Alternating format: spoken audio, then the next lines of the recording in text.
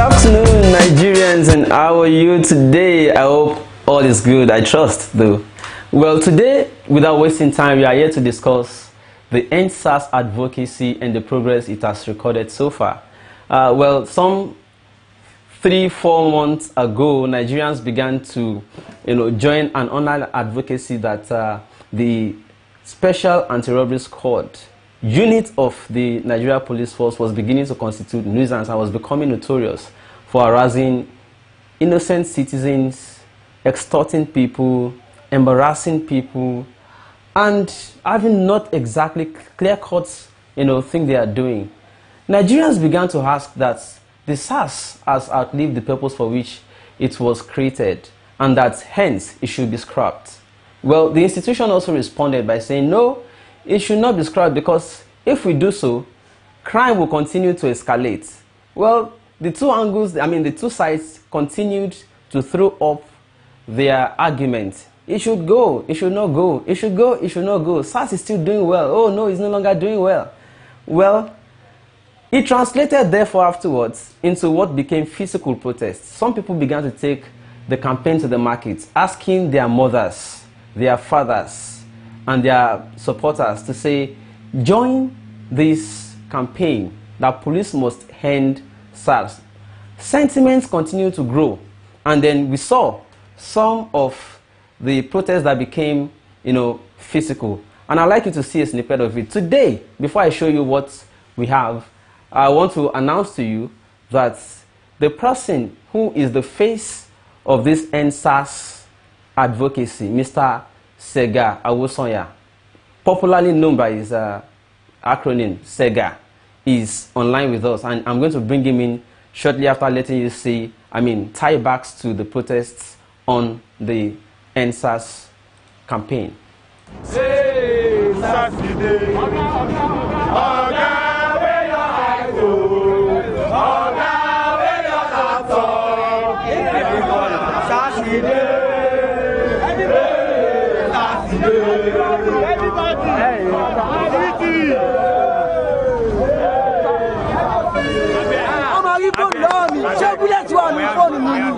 Hey, they catch me, they call my head with 20K. They call me, say, I don't have to wait happen. We don't want SARS again. We don't want SARS again. IG abeg. Police, they okay. We don't want SARS.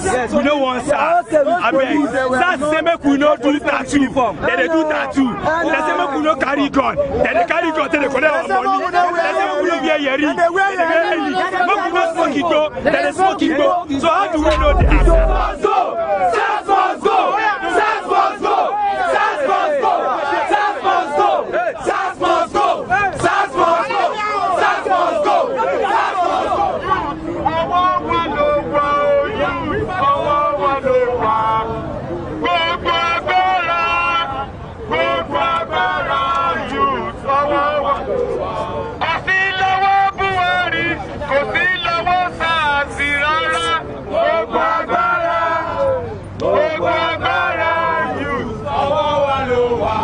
They don't enter me gun.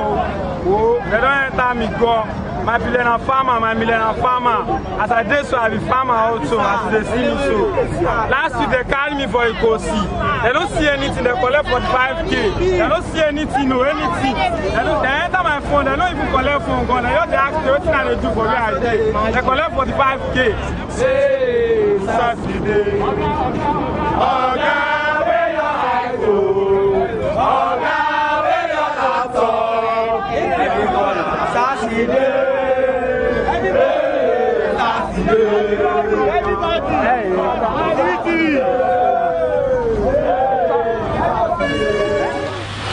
Well, that's a snippet of it, but what exactly started this EndSARS advocacy that later became almost a household advocacy? Well, what event exactly triggered it? The last protest you just saw happened in Lagos, whereas the advocacy kick-started somewhere in Abuja with one man, taking the advocacy beyond tweeting and going live physically by mobilizing other Nigerians to come out and defend themselves against oppression by the Special Anti-Robbery Squad personnel. We caught up also in Lagos with Mr. SEGA, who is also popularly known as Distinguished at the University of Lagos, where he came to address students, talking about how the NSAS advocacy is going to be of so many benefits to Nigerians if it succeeds, by making sure Nigerians begin to realize their powers on how to defend themselves against oppression. Here is how Mr. SEGA described, or how he gave the narrative of how the NSAS campaign or advocacy started when we interviewed him. Something happened which really touched me, to somebody that is very close to me, you know, who was sent on an errand, and before you knew it, it was rounded up by SARS and it was marched to the ATM machine. It was robbed, and then at the end of the day, we're hearing stories of so many other cases across Nigeria, not just in Lagos alone. So I felt we cannot continue like this, and because if these people are not brought to book, this thing will continue. So we went deeper into the case. We try as much as possible to triangulate their position, because I know that if they succeed once in a place, they will want to try again. So we went back to that spot. We isolated them. We saw them again victimizing another citizen, and then we called the commissioner of police then. That was Fatai Osheni, you know, and he rounded them up. And that was the first ever case where SARS operatives were arrested. So we felt, having succeeded in ensuring that the authority brought these people to book, we can continue this on a larger scale. And that was how the story began. You know, that was how NSAS started. When we saw that they were actually killing people, they are actually intimidating people, they are actually incarcerating people without any just cause. There were responses also from, security headquarters that if you end SARS, how then do you address the cases SARS are actually addressing? Then there was also the suggestion that it should have been, regulates activities of SARS rather than end outright. I want you to understand something, and something very clearly. Things are not always what it seems. When we're addressing things, we address things based on what is in the here and in the now. And when you're addressing things based on what is, you need to begin to consider the fact that this has become a cancer. Okay? It is not that we have a pocket of recidivists or pockets of bad eggs in the system. We have a culture of impunity. So the police system itself we can salvage, using our laws, using all the things that's available to us. But the SARS is a program that can be shut down and be improved upon.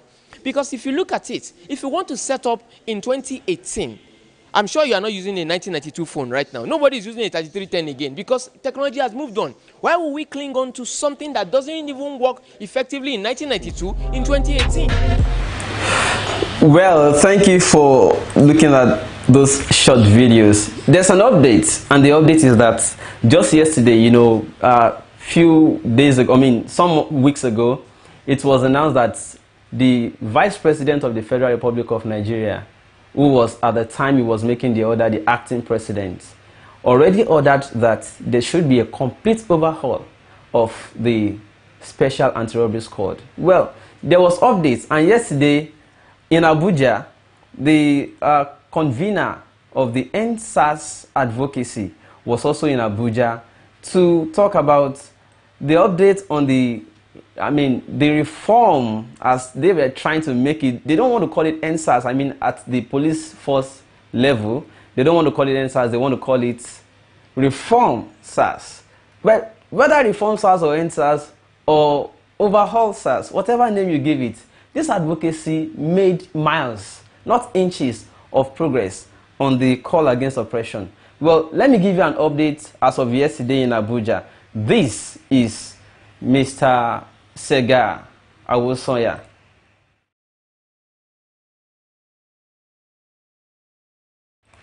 Well, you can guess what happened there. Let me show you Mr. SEGA Awosonya again, exactly when he started this advocacy at the heat of it.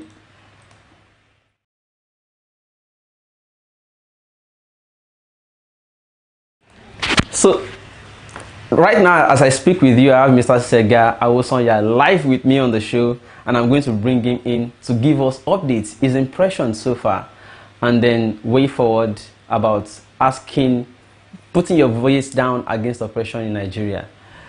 SEGA, distinguished, you're welcome on my show today.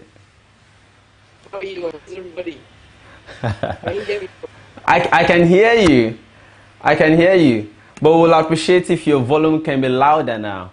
So let's begin by saying congratulations, not just to you, but also to the people of Nigeria on the success recorded by the NSAS advocacy. Well, thank you very much for that. And I want to say that this not some of us. The success belongs to Nigerians, it belongs to every well-meaning citizen. Oh, yeah. Okay, good. So let me ask you what your impression is quickly about what you saw yesterday at the briefing about the overhauling of SARS by the Nigeria Police Force. What's your impression? Well, the basic thing is that I'm happy and we are measured in our activism. And we always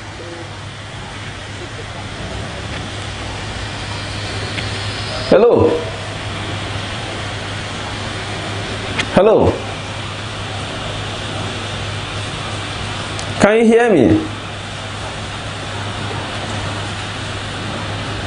I think something is itching, so let me try bringing back, but in the interim you can continue to the protests that happened about NSAS. They catch me, they collect 20K. They use scissors, they cut my dreadlock, 20K.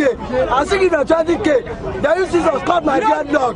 What the open by my yata? Let me get it, they give you PS. I'll say your family my yata too. You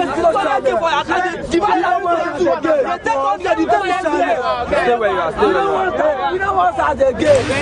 Distinguished, can you hear me? Can you hear me, distinguished?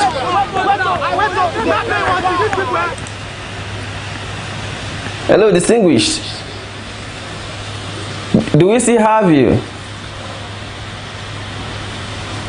I guess the network at this location is not helping.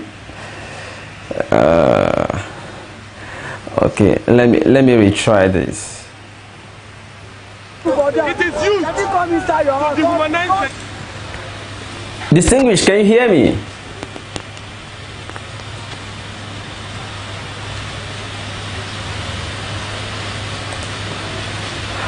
Distinguished, can you hear me?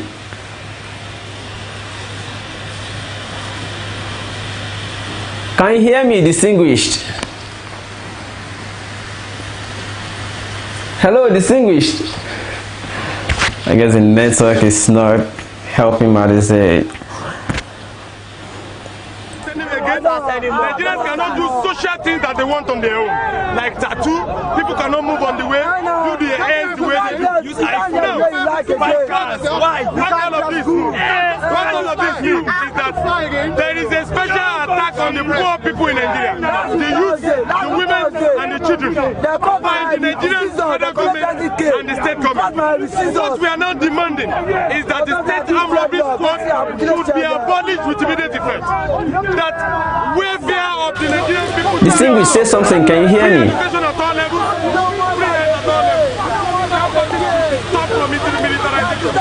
All the police posts and the universities should be stopped forthwith. All the police posts in polytechnics should be stopped forthwith. Those ones in college of education should be stopped forthwith. Because they are not stopping the crime. The only thing that can stop crime in Nigeria is for the welfare of the Nigerian people to be massively taken care of by the federal and the state government. We are saying that there are a lot of youths in Nigeria that are undereducated and that the federal government should immediately increase its budgetary allocation. In 2018, it's just 7%. Can you hear me, distinguished? To education, so that a lot of our youth can go to school. Then employment. There is a massive deindustrialization in Nigeria. Most of the companies in Nigeria have been turned to churches and mosques. What we are demanding is that mass employment should be in Nigeria with immediate effect. That the federal government, the state government, should start immediate employment. State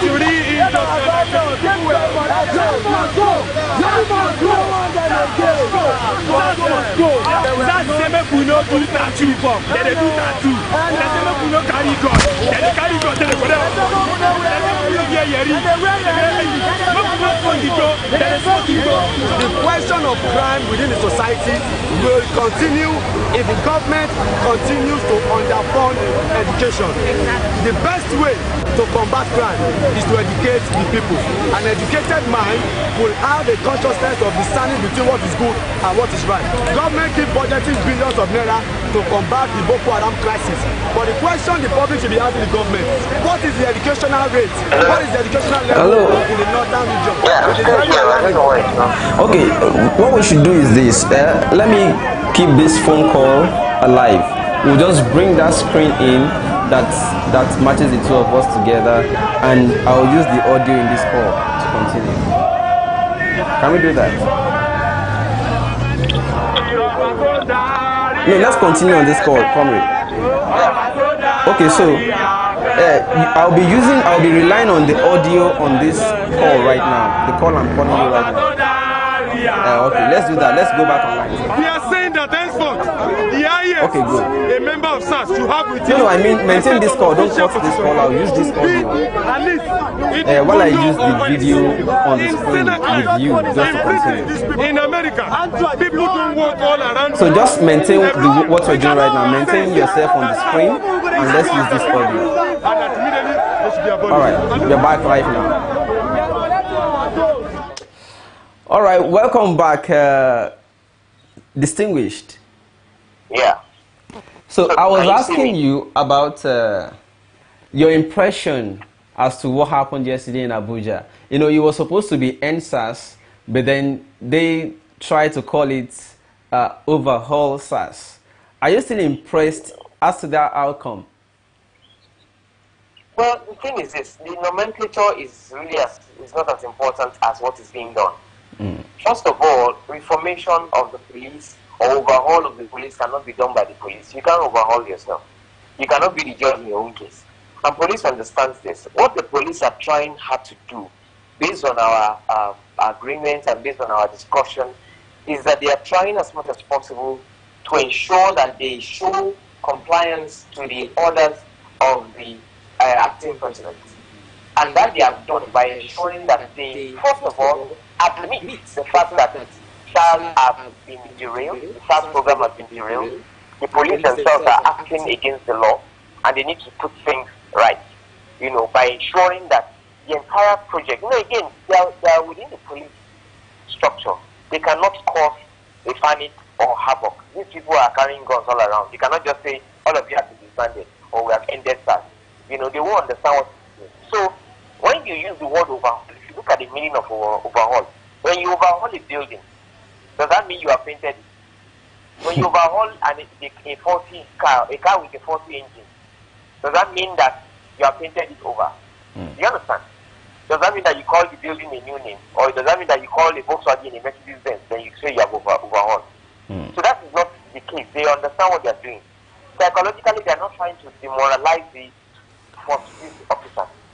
You understand that what they meant, every time you hear them say SARS, they are saying that, look, we have a special unit in the force who are willing to combat violent crime. But again, this unit has been designed to combat violent crime without being put through how society works. If in same crime, we send military men into the street or into any state, what we do is we declare force a state of emergency to protect the citizenry in that state, letting them know that there is a martial law in place, there will be force, and if anybody, you know that is not trained in the military stuff, you are a civilian, you will question things, you want to show that you know your rights and what have you. And the men you are dealing with don't understand all this language. Their own is to counter any force that comes against their order. And so when you begin to ask them questions, you are violating that, tending to stop them from doing what they are designed to do. So they will violate your rights. So this is why we always have what you call state of emergency before you deploy force men into the street. Now SARS are being deployed into the street, and they're doing as like, because they feel there's a martial law in their own design, by their own design, and by their own action. It begins to tell you that they are seeing the society, the entire society, as a place where martial law is declared, and they can do anything that they like, because they have the license to kill. So without reining them in and ensuring that we redesign this program and refocus it, you understand? This is not a reformation of SARS. It is a reformation of the entire police structure. Because SARS are policemen now. Are they working alone? Are they their own parallel government? They are not. Are they different? Are they higher than the constitution? They are not. Are they bigger than the presidency? They are not. Are they higher than the legislature? They are not. So if all these things are true, then they must work within the confines of democracy and civilization. And to do that, we must begin to look at how we can repeal and replace our necessary law, put the necessary legislation in place, and then carry out the necessary policy within the system that will ensure that we don't have a repeat of what we had before. And that is the meaning of SARS. Anywhere you say SARS, you cannot see anybody jubilating after hearing SARS. Because we all have bad experiences and what have you. But if all SARS are bad, no, it is not. There are good ones amongst them, even though I'm yet to meet so many. But I know a lot of people, hierarchy officers, who are very good and very professional within the SARS program. But they themselves are not happy within this kind of system, where the good deeds of a few is being overshadowed by the wrong deeds of hundreds of them, if not thousands. You understand? So this is exactly what we're looking at. So they are saying reform SARS in order not to demoralize their men that public are smoking what they're saying, and they are now throwing us away with the backwater. So me, I'm telling them that look, for this to earn the trust of the public, you must show, as you are complying with the orders of the vice president and the acting president, you are also showing us that our voice matter, our lives matter, our opinion matter, because police should not be militarized in a democracy. They must be democratized. And if police is democratized, the people and the police can join forces and fight crimes together. It is not the police that keeps the enemies or the criminals away. It is society. It is the trust we have in the police that makes us hand over criminals to them for prosecution. So if that trust is breached, police themselves are in danger. You can see what happened within 24 hours when a citizen was shot in Osun State. How citizens rose and shut down the police station. How many policemen do we have? There are only 400,000 as against 190,000 citizens, of which the population, about 80 million, if not 90 million, are youth. So if our youth go on rapid across Nigeria, how many policemen will be left in a week? And that is chaos. So they understand what is happening because we've been talking. I've been talking with the decision makers within the police. I've been talking with the authorities, with the executives. I've been talking with the legislature. We've had dialogues with the judiciary, and we're all on the same page. So we are working on this to ensure that it works for everybody, the police inclusive.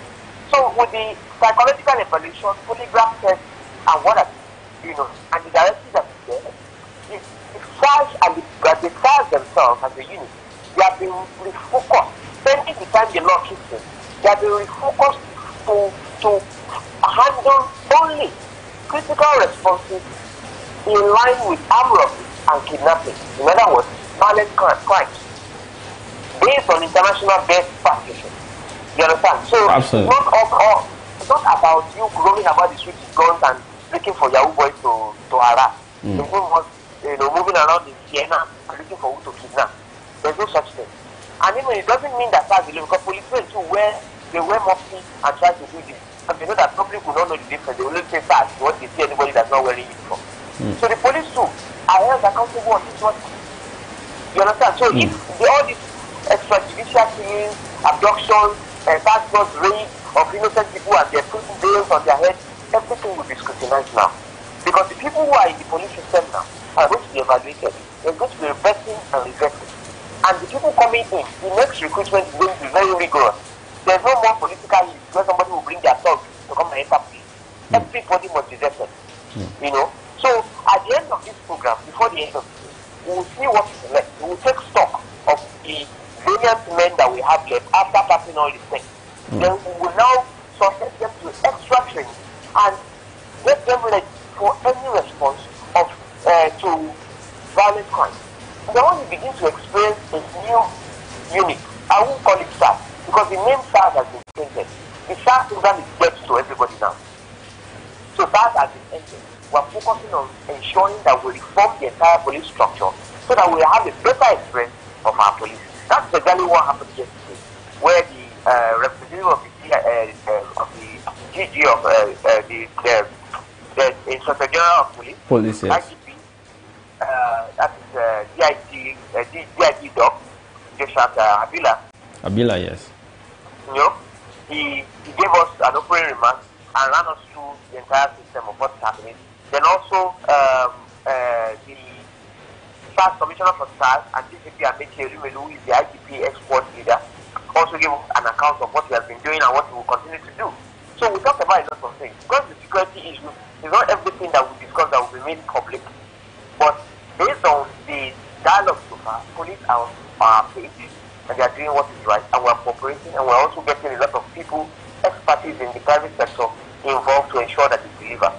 So in other words now, the NSAS hashtag has delivered on its purpose.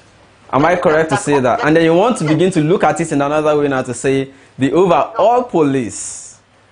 No, we're not looking at it another way. We have already, the way the project, the advocacy has been designed, we have seen this future already before, long before everybody saw it. You are just experiencing it. We have lived in it. Okay. Because NSAS is an objective, reform police NG has always been the end goal. So that's the full name of the advocacy, the full course itself. NSAS, an objective, reform police NG. And for every objective, once you have conquered your objective, it fizzles out and presents the full the full end goal to the public. And the full end goal is ensuring that we sanitize the entire police system so nobody will see themselves and say, I am SARS, I am this. It's not a religious organization. It's not a political party. You know, the police is one. The units under the police are still part of the police. So we're not focusing especially on SARS as if policemen are same. We're not focusing on SARS as if the people in SARS units as if the people in the police units are useless. They are not useless. Every one of them must be ready to combat crime.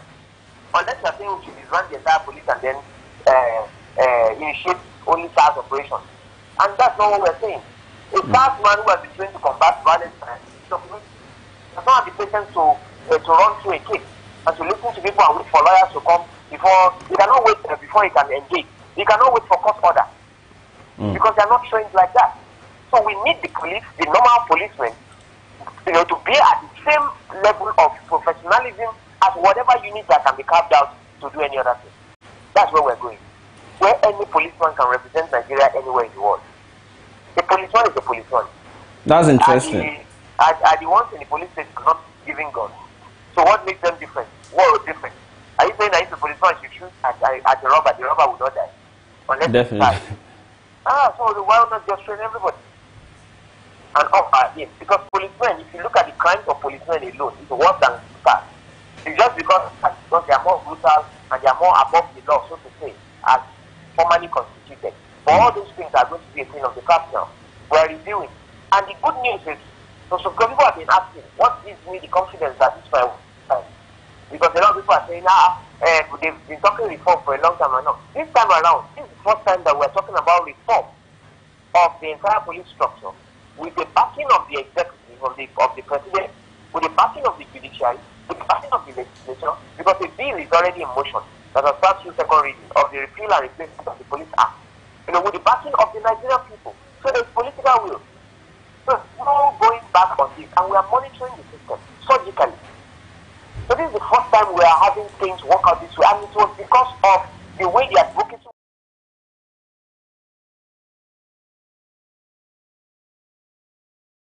fight a common enemy. The enemy is not really the police. Most of the erring police officers we are saying are victims of the system. The enemy is the culture of impunity, which we must all cooperate and put them together and shut down. And we thank God that it's a process that we're going through. The police didn't get rotten in 2 days, in 1 month, in 1 year. It has been a process going 50 years. So you cannot shut off overnight. So it's a process that we have to go through. And that process must include the way they come, the way they are recruited, the way they are remunerated, their housing, their welfare, their salaries, the training, the involvement of the public, the appreciation of the public, because it's demoralizing when out of 10, 9 police officers are doing their own thing. And the only good guy that is in the system will never get praised, even if he kills himself on his job. because of the bad eggs. So most of the good guys are totally demoralized. So, and it's not even easy for policemen to come on TV and say, we have dismissed 11 today, we have dismissed 30 tomorrow, we have dismissed.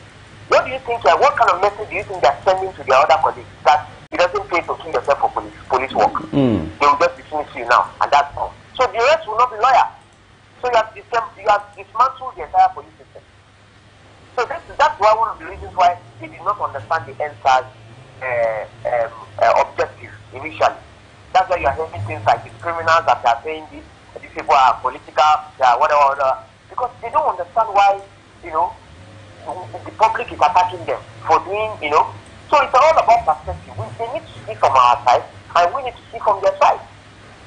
Definitely. From the human rights hearing, public hearing that we are having currently in the South, you will realize that there is life after the uniform. A police officer who was a CSP, who retired as a CSP, his only son was killed by SARS. He was tortured to death by SARS. I learned of that. I learned of that incident. And this is an imbroglio that he could have fought when he was in the system that has come back to haunt him. But again, the truth is, you can't fight anything from the originated system. The policemen in that uniform are to take orders. They don't think for themselves. They follow orders from their superiors. So they can't fight the system. So that means you are getting policemen to even support this cause right now as it is.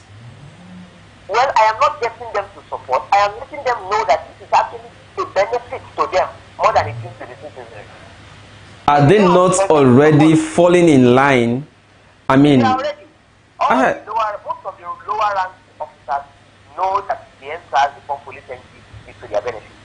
Because when you find somebody who is on a rank, let's just say a corporal, and fellow corporals in the same service are not getting the same alert that is getting a salary, and you are the same rank.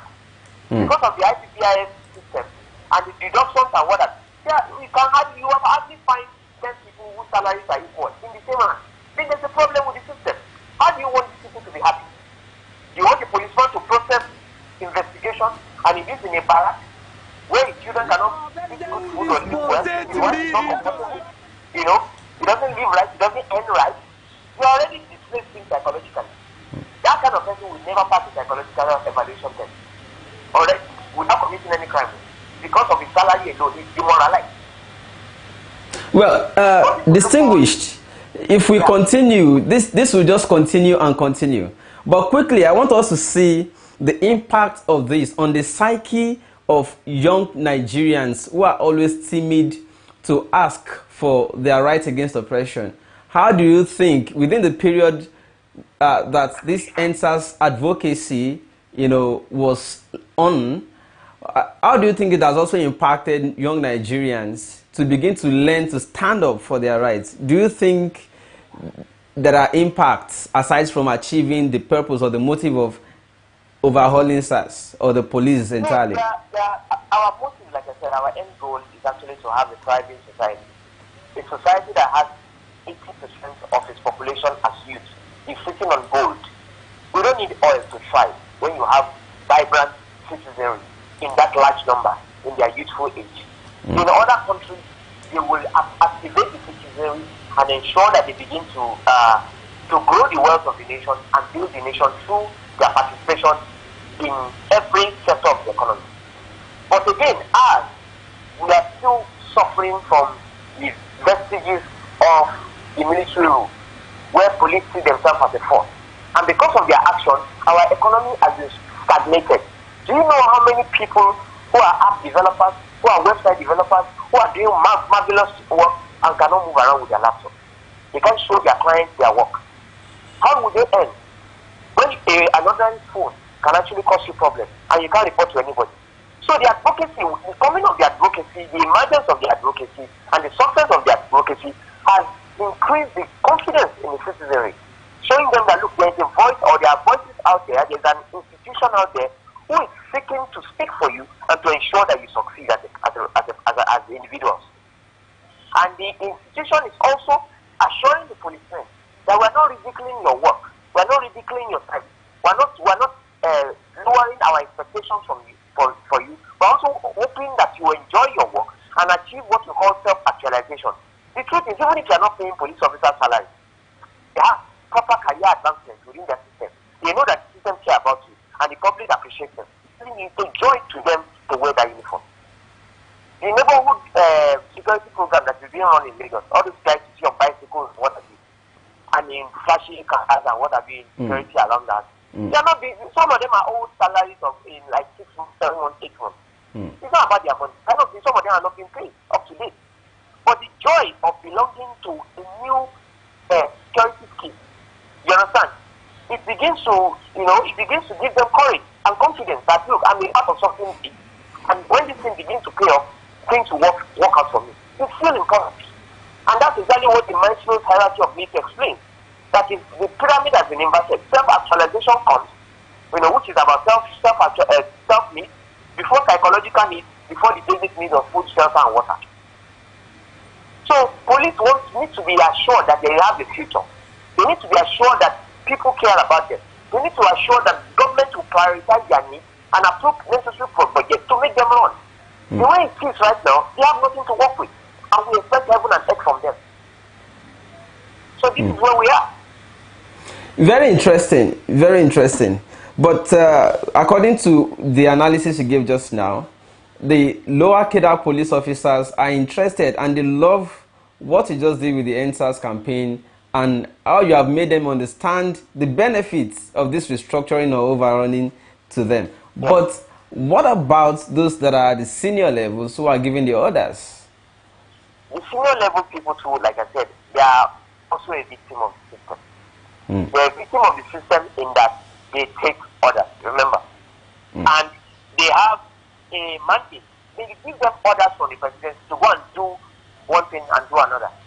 And the order they're giving, there is no substance in terms of material provisions, in terms of equipment, in terms of money, adequate funding to ensure that these things are achieved. Yes, they want them to achieve it. To achieve this with minimum issues in resources and what there's something called operations research, which is the movement of money, man, machines, and what have you. So, okay, policemen should go and secure an election in so state. You deploy so thousands of men. Those men that have been deployed, they say they allocate some funds and what have you. Allocation of funds is not the same thing as release of funds. Some of those men will not have food to eat in a week until alternative provisions are made, for them to feed on a daily basis, even if it is going to be once in a day. You understand? You give a gun to a man, he's not adequately fed, his children and wife are calling that they are hungry, and what have you, and you expect him not to take bread? You understand? I'm not justifying the action, I'm just telling you that there's a method to the madness. I get. There's a method to the madness. So the authorities themselves will be seen as the enemy by the lower Kedah, thinking they have all the money, they have all the access, they are driving flashy cars, and we are suffering here. Well, in concluding, distinguished, there were allegations that, although I know that, it will be easy for you to just dismiss, but let me just have you respond to it at least, that the NSAS advocacy was largely buffeted, bankrolled or sponsored by Yahoo boys because they are largely the victims attacked by the SARS men. Anyone who probably must have alluded that or said that are probably part of the problem we have in Nigeria. And the reason why I say that is this: it is not only imbecilic, it is condemnable, it is insensitive, and it is downright stupid. To even assume that somebody in my capacity, where politicians cannot buy me, will now encourage Yahoo boys. I have children who are out of university, people I raised myself, okay? Who are landing on their feet, who are doing mighty work that you see around, who are known publicists, who are known brand designers, who are known media marketers, who are known, they are popular, they are out there, my own children, who are not Yahoo boys. Why would I encourage other people's children to be Yahoo boys? Do you understand? Yeah. So it doesn't make sense. I will run, an organization or be part of an organization where I have people who are older than myself, who are friends, who are captains representatives of industry coming together to invest their time in a movement to move Nigeria forward. For a whole year and counting, they are still putting their resources. There are thousands of people supporting this across the globe, not with money, with their services, because it's costlier. And they will be using it to support Yahoo Boys. What is the value of Yahoo Boys? Does that make the image of Nigeria better? Does that make us look better in the international community of nations? So anyone who says that is just exercising imbecility and lunacy, you understand? So don't listen to mad people. You understand? There are mad people online who has access to data.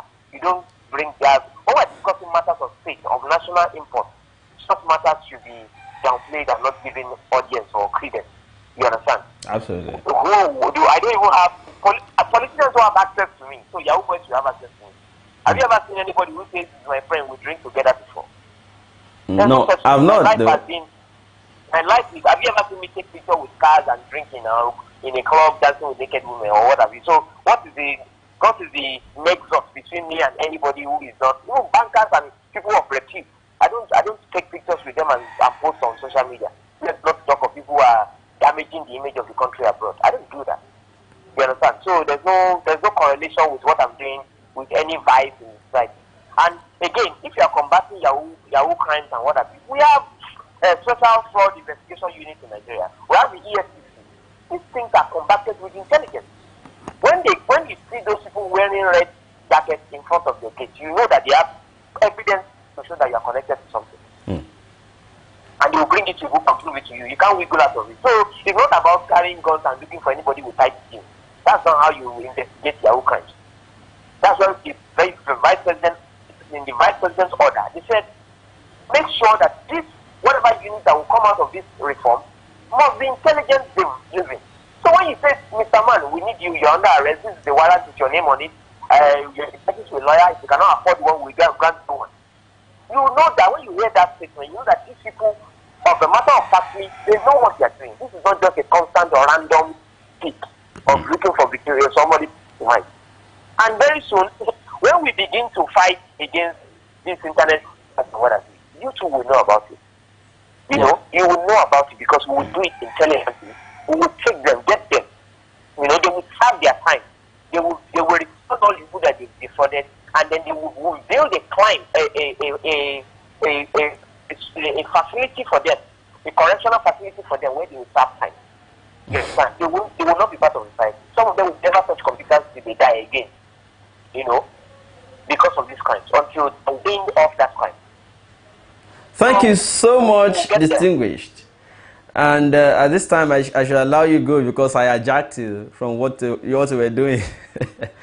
Thank you so much, and I'm going to call you again for this kind of live interaction when there's another update or topic to discuss. Thank you so much again for joining, and then I return to showing some of the protests by Nigerian youths against the brutality by SARS personnel. All right. Thank you very much. Welcome. Go. That's the make we no do tattoo. Then they do tattoo. That's the make we no carry gun. Then they carry gun. Then they collect our money. That's the make we no wear earring. Then we no smoking go. Then they smoking go. The question of crime within the society will continue if the government continues to underfund education. Exactly. The best way to combat crime is to educate the people. An educated mind will have a consciousness of discerning between what is good and what is right. Government keep budgeting billions of naira to combat the Boko Haram crisis. But the question the public should be asking the government, what is the educational rate? What is the educational level in the northern region? It is very alarming.